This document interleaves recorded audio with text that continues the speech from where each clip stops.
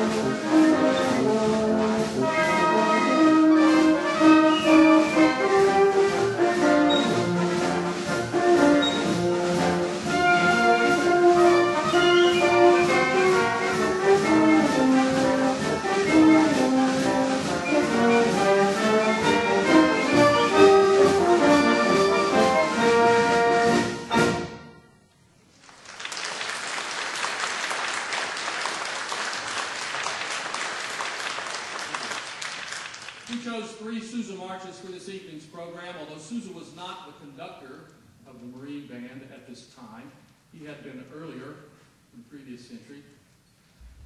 Sousa was still extremely popular in the United States. He had his own professional band, which was touring the United States and Europe extensively. We chose these three marches because, to me, they signified three things that were important in this era. First, the building of the Navy, and this one, the glory of the Yankee Navy, in tribute to that.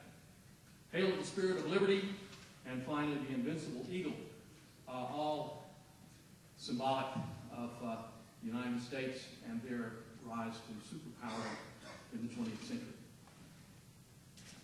The Children's Corner is the next piece by Claude Debussy, arguably the most popular and well-known of the classical composers of this period of time.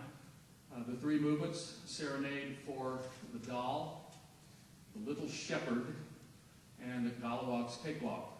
The second movement will feature our director of bands, Michael Compton.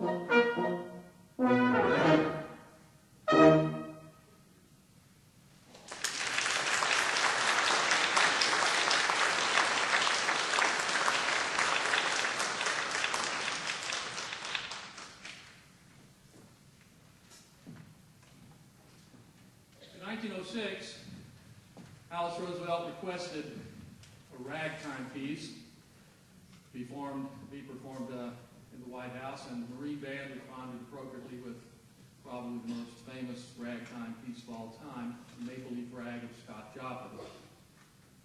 Joplin was a pianist, composer, African-American from the Midwest. He did not read music. So and he was not commercially savvy. So he was frequently swindled by his publishers, copyists, and business people. However, the fame of his name has remained. Make me pray.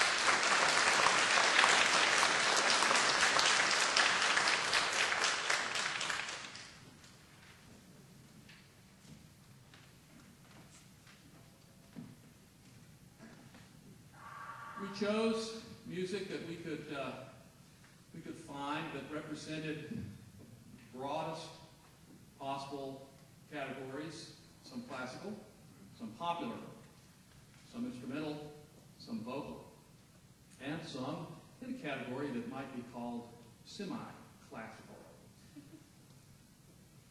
This is what is called a novelty piece. It's called The Whistler and His Dog. Rachel Nosney will play the part of the Whistler for obvious reasons. And listen for the dogs later on.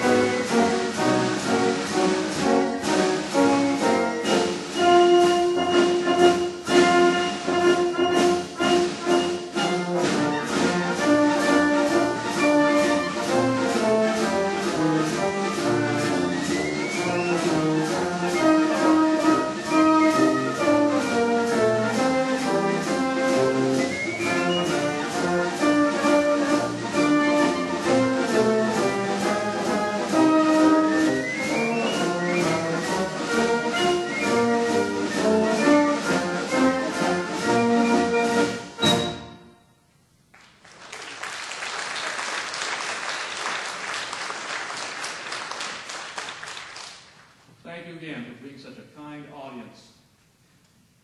I never knew as much about Theodore Roosevelt as I learned in the last 4 months after being asked to put together a program of music for the years 1901 to 1909, and I thought, what could be more forgettable than the music of that decade?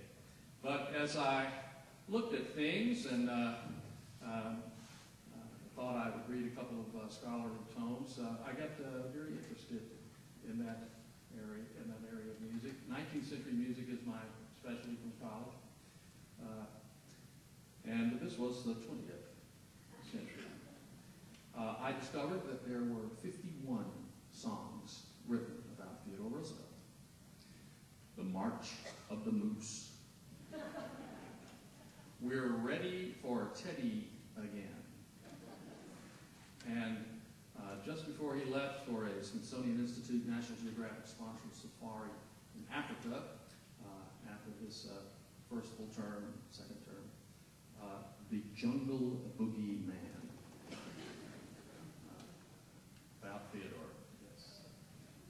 During the Roosevelt years, instrumental music, concerts, musicales, concert artists of international stature became a regular part of White House social life. Pablo Casals played for Theodore Roosevelt in 1906 and then came back in 1961 to play for John F. Kennedy. The newly formed Washington National Symphony Orchestra came to the White House.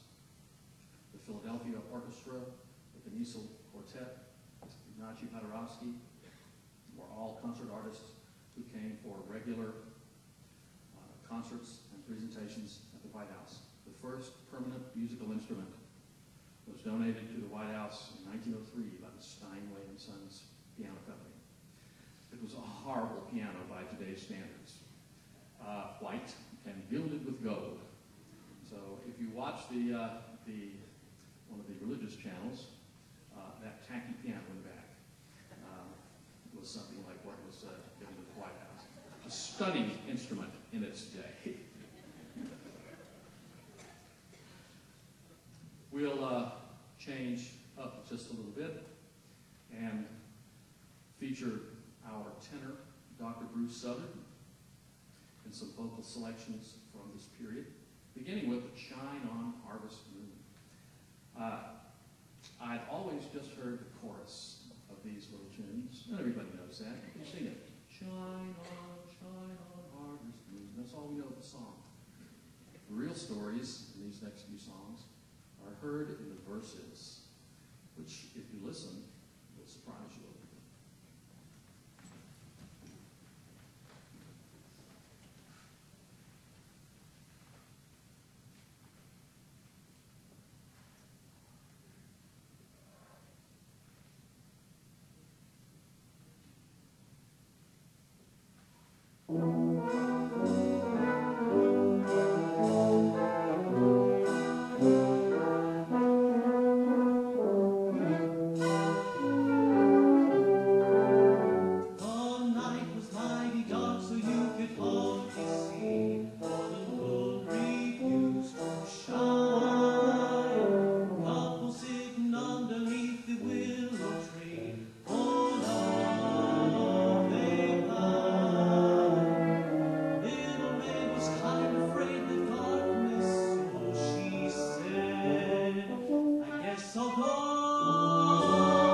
Boy began to sigh, looked up at the sky.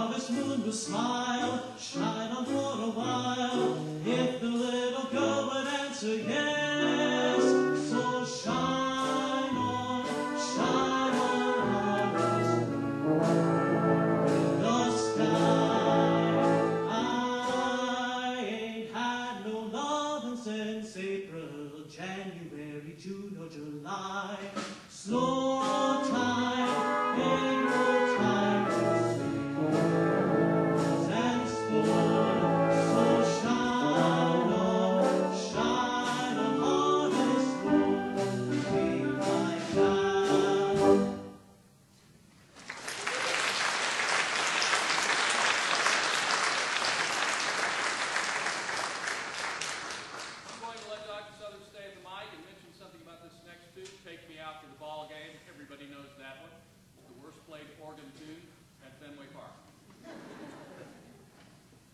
The American Baseball League, in 1901, quite arrogantly I might say, declared itself a major league.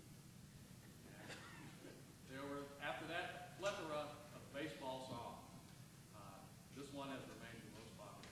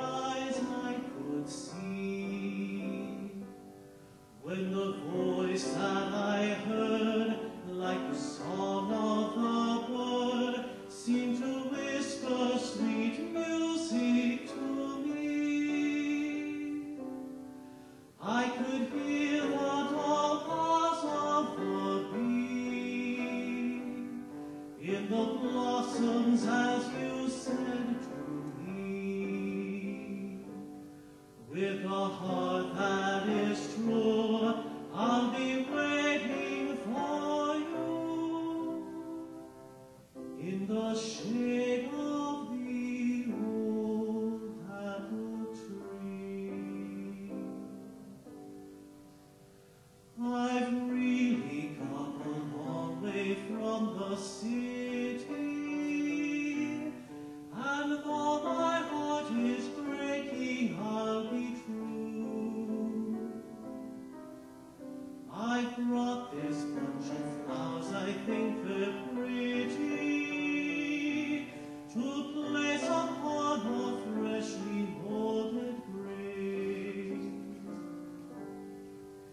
If you will show me, Father, where she's lying, or if it's far, just point the way to me. Said he, she told us all when she was dying, to bury her beneath the apple tree.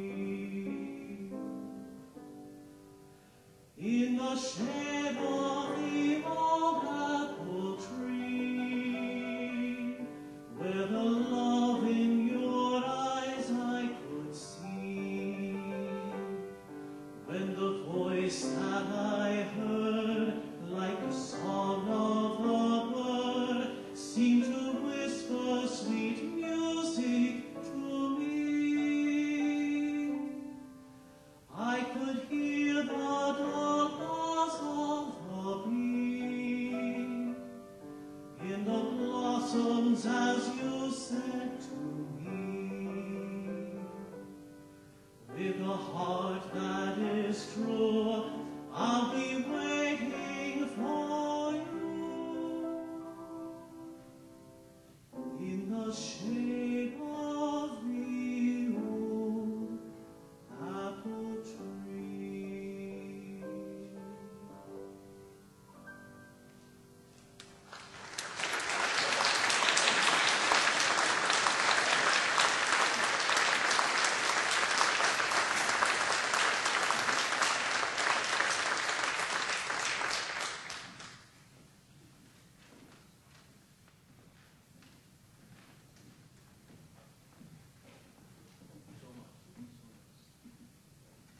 The President asked me if, during his introduction, if I wouldn't make a few comments about research on the music. I wasn't expecting to do that, and so I didn't make any notes about that, but I will tell you in a few statements that I started looking at the music of 1901 to 1909 around May of the last academic year, and didn't expect really to find too much that was going to be that alluring. I knew the Sousa marches would be good. I know there would be some classical pieces that would come up.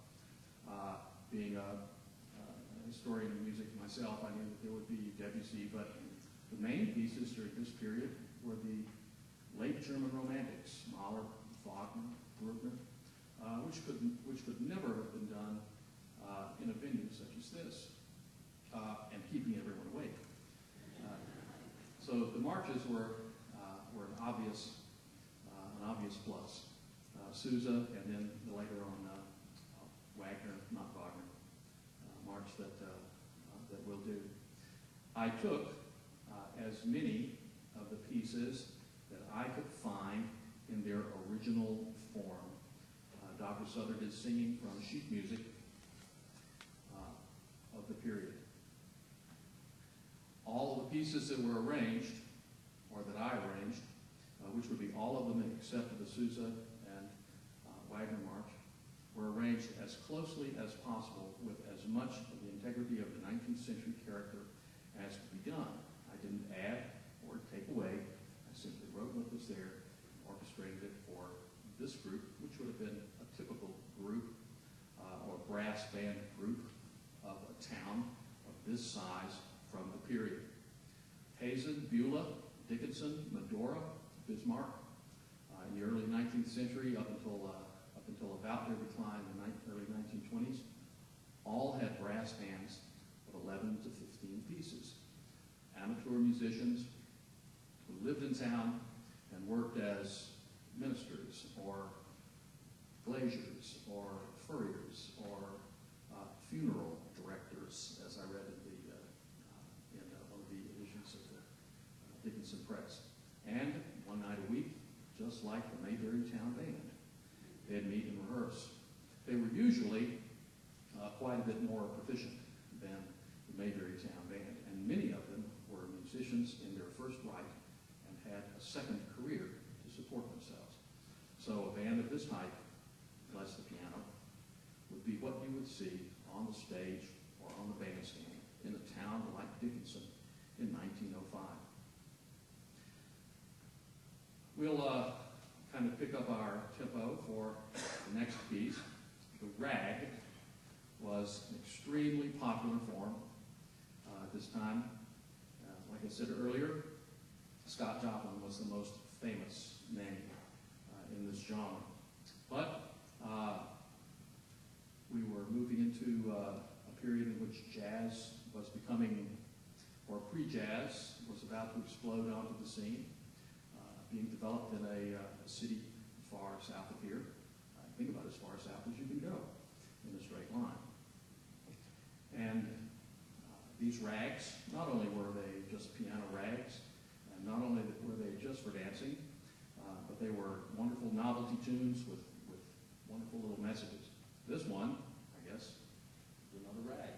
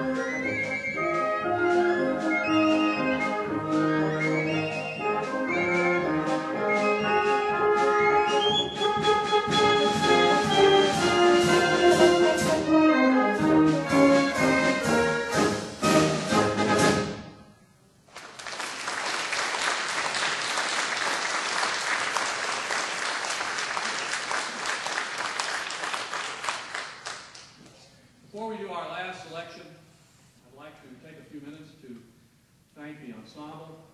Every one of them here is a professional musician in their own right. They come from different places around Dickinson. I'd like to introduce them very quickly, please. Dr. Bruce Southard, our tenor, is Director of Choral Activities at Dickinson State University. Cheryl Hewson is the staff accompanist at Dickinson State University. Mr. Brian Nosney is the Assistant Director of Bands and Percussion Instructor at ESU. Rachel Nosney is our flute instructor, also instructs theory and oral skills. She's married to Mr. Nosney, but otherwise there's no relation.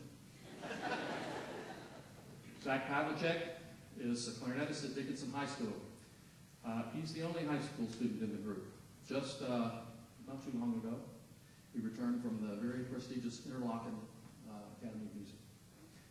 Mr. Michael Compton is the Director of Bands at Dickinson State University. Mr. Jeff Branna is retired Director of Bands at Dickinson High School. He's probably known to a lot of community people out there. He also teaches at Dickinson State University, and he's hornist with the Bismarck Band and Symphony Orchestra. Mr. Ron McQuay is a local professional. Ms. Elizabeth Sprata is one of my students at Dickinson State University. Mr. James Thornton is a former member of the United States Marine Band, and professional euphonium player, composer, arranger known throughout the United States. Jeff Dasvik is a Director of Bands at Trinity High School. I'm very happy to have all of them here. And Mr. Scott McCurdy is the pastor of the United Methodist Church and a wonderful tubist and a wonderful supporter of the Department of Music here. I would like to express my appreciation.